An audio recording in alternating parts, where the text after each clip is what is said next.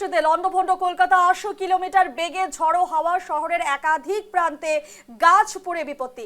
বাবুঘাটের পাশে হাইটেনশন পাওয়ার বক্সে আগুন, বাজ পড়ে বিস্ফোরণ, তারপর আগুন ধরে পাওয়ার বক্সে। এবং লেক মার্কেটের কাছে যে ছবি উঠে এসেছে সেখানে আমরা দেখতে পেয়েছি যে গাড়ির উপর গাছ পড়ে বিপত্তি ঘটেছে। শহর জুড়ে বিপর্যয় মোকাবিলায় তৎপর দমকল এবং বিপর্যয় মোকাবিলা বাহিনী, গাছ কেটে রাস্তা খুলে দেওয়ার চেষ্টায় প্রশাসন।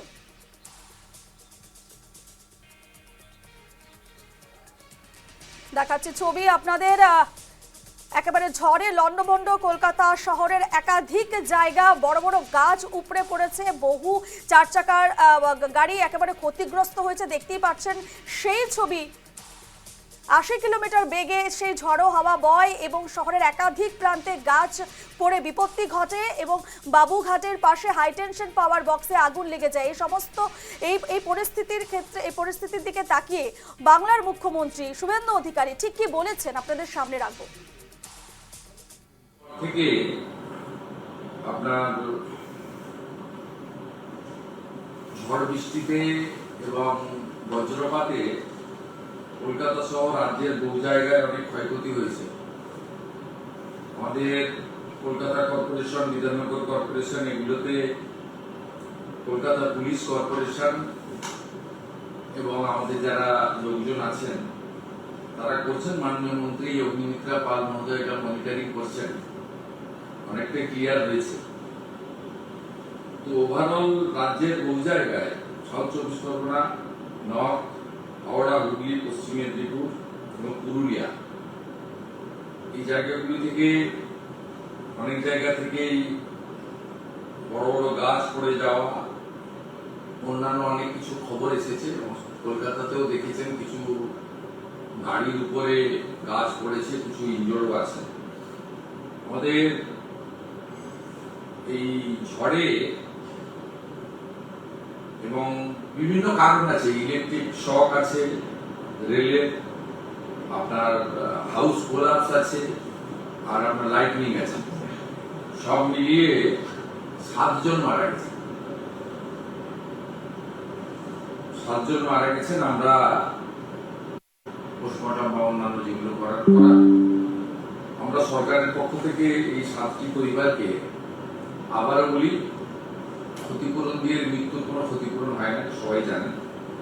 আমরা 4 লক্ষ টাকা করে তাদেরকে ক্ষতিপূরণ ঘোষণা করছি এবং 4 লক্ষ টাকা করে ক্ষতিপূরণ জেলা শাসকরা স্থানীয় বিধায়কদের নিয়ে দ্রুততার সঙ্গে এই তাদের কম্পেনসেশন পৌঁছে দেওয়ার ব্যবস্থা করবেন। আর যারা আহত হয়েছেন তাদেরকেও আমরা কম্পেনসেশন দেবো, কিন্তু সেটা এখনই না বলে ওদের যাতে চিকিৎসাটা সরকারিভাবে আমরা দ্রুততার সঙ্গে করতে পারি সেটাও আমরা নির্দেশ দিয়েছি। এটাই আমাদের ছিল।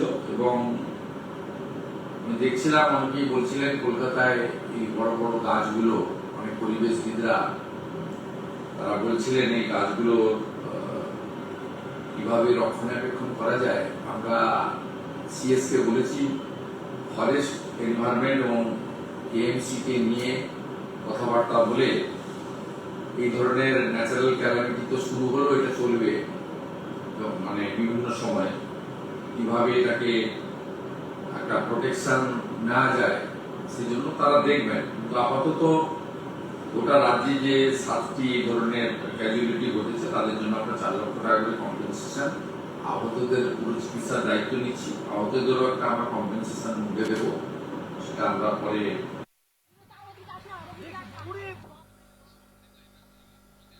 এ নিয়ে বিস্তারিত জানবো। ফোন লাইনে রয়েছেন আমাদের প্রতিনিধি শঙ্খদীপ। শঙ্খদীপ, আমরা দেখতে পেয়েছি ঝড়, অকাল ঝড় বৃষ্টি এবং ইতিমধ্যে 7 জনের মৃত্যুর খবর উঠে আসছে এবং মুখ্যমন্ত্রী যেমনটাই জানিয়েছেন যে শুধু কলকাতা নয়, তার আশপাশের এলাকা বহু ক্ষয়ক্ষতি হয়েছে। ক্ষয়ক্ষতির পরিমাণ জানতে চাইবো, আপডেট জানতে চাইবো এবং কি বলছে আবহাওয়া দপ্তর।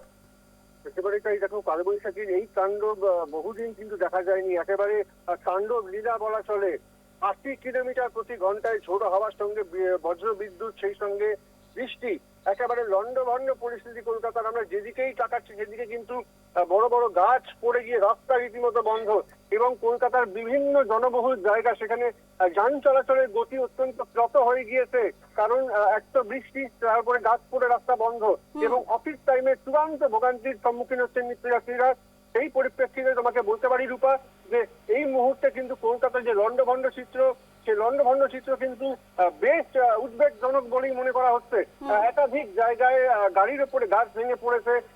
বাবুঘাটের মতো জায়গায় সেখানে কিন্তু যে চক্র রেল চলে, সেই চক্র রেলের যে ওভারহেডের তার, সেই তারে কিন্তু সংযোগ লেগে আগুন ধরে যায়। এরকম বহু জায়গা থেকে টুকরো টুকরো খবর যদি কোরাজ করা যায়, পরিস্থিতি কিন্তু অত্যন্ত ভয়ঙ্কর রূপা। একেবারে সংকটে পরিস্থিতি মোকাবেলায় প্রশাসন তরফ থেকে ঠিক কি কি ব্যবস্থা হাতে নেওয়া হচ্ছে? অবশ্যই ইতিমধ্যেই কিন্তু ডিজাস্টার ম্যানেজমেন্ট গ্রুপকে নামানো হয়েছে, সেই সঙ্গে সিইএসসির বিভাগকেও নামানো হয়েছে, কিন্তু কারণ বেশ কিছু জায়গায়, বহু জায়গায় কিন্তু গাছ পড়ে বিদ্যুতের তার ছিঁড়ে গিয়েছে, সেগুলি বিপজ্জনক ভাবে রয়েছে। সেই জায়গায় বিদ্যুৎ বিচ্ছিন্ন করার পরেই কিন্তু যারা ডিজাস্টার ম্যানেজমেন্ট গ্রুপের কর্মী রয়েছেন তারা কাজ করতে পারবে সেই গাছ কাটার বা রাস্তা ক্লিয়ার করার। প্রাথমিকভাবে মানুষের প্রাণহানি এড়ানোর জন্যই কিন্তু একেবারে বিদ্যুৎ সংযোগ বিচ্ছিন্ন করে সেই সমস্ত এলাকায় কাজ করা হচ্ছে রূপা। ধন্যবাদ শঙ্খদীপ।